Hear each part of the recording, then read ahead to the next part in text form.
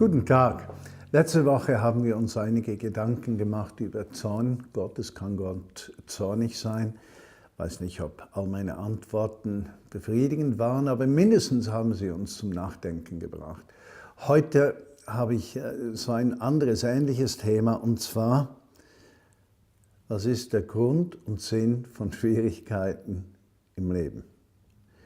Und ich merke sehr oft, dass ich immer die Wahl habe in meinem Leben, Dinge aus einer positiven Perspektive anzugucken oder einer negativen Perspektive. Und der Ursprung einer positiven wie negativen Perspektive ist eigentlich die Beurteilung, ob die dahinterliegende Kraft, in diesem Sinne Gott, mir gegenüber eine positive oder negative Haltung hat.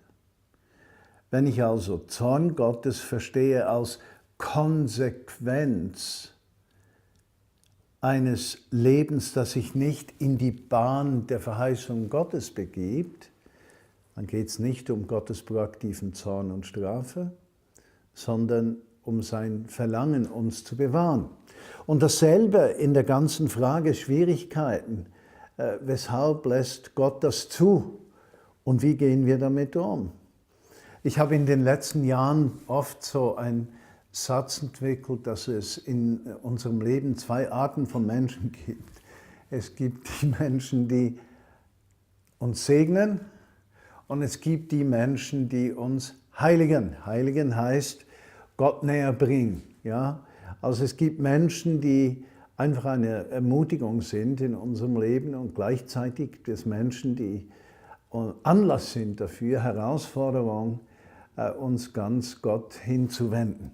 Und ich habe das dann oft auch mit einem Lächeln gesagt und habe ja auch gemerkt, dass die Zuhörer so reagiert haben, bis letzthin einer zu mir sagt: Und nicht wahr, auch wir sind für einige Segen und Ermutigung und für andere Herausforderung und dienen zur Heiligung. Und das war für mich so ein Blicköffner, ja. Es gibt Menschen, die sehen in mir den Ermutiger, den Freisetzer, der an sie glaubt, der Raum schafft, Plätze gibt und hilft, dass das Potenzial wirklich eingesetzt werden kann. Und auf der anderen Seite gibt es Menschen, die sehen in mir eine massive, große Herausforderung. Weshalb gibt es Gott? Die Herausforderungen sollen uns ihm näher bringen, sollen unsere Abhängigkeit von ihm stärken. Und ich möchte sagen, da geht es nicht nur um zwischenmenschliche Beziehung.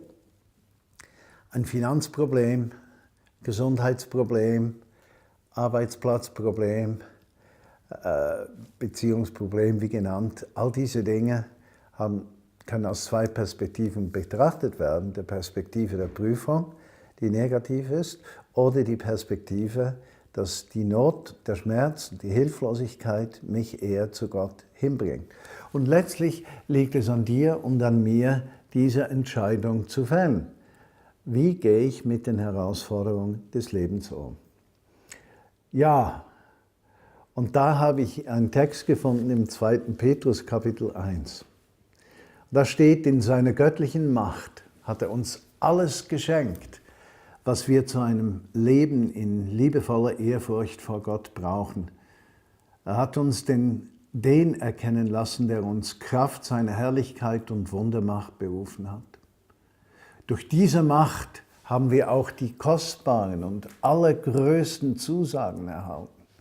Er hat versprochen, dass ihr Anteil an seiner göttlichen Natur bekommt, denn ihr seid ja dem Verderben entflohen, dem diese Welt durch ihre Leidenschaften verfallen ist. Ja, also Zorn, nicht wahr?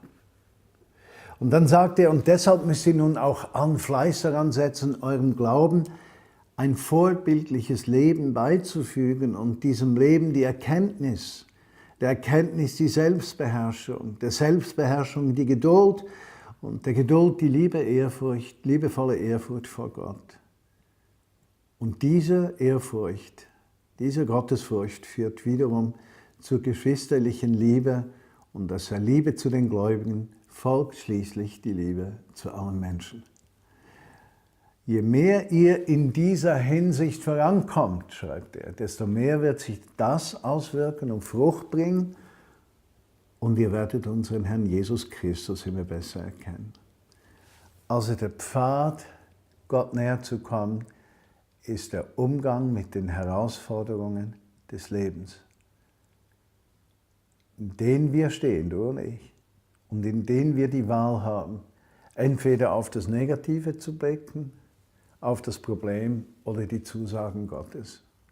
Und ich wünsche dir, dass Schwierigkeiten in deinem Leben, gleich welcher Art, immer Anlass sind, Gott näher zu kommen und aus seinen Zusagen zu leben. Ich wünsche dir ein schönes Wochenende, eine kraftvolle Woche.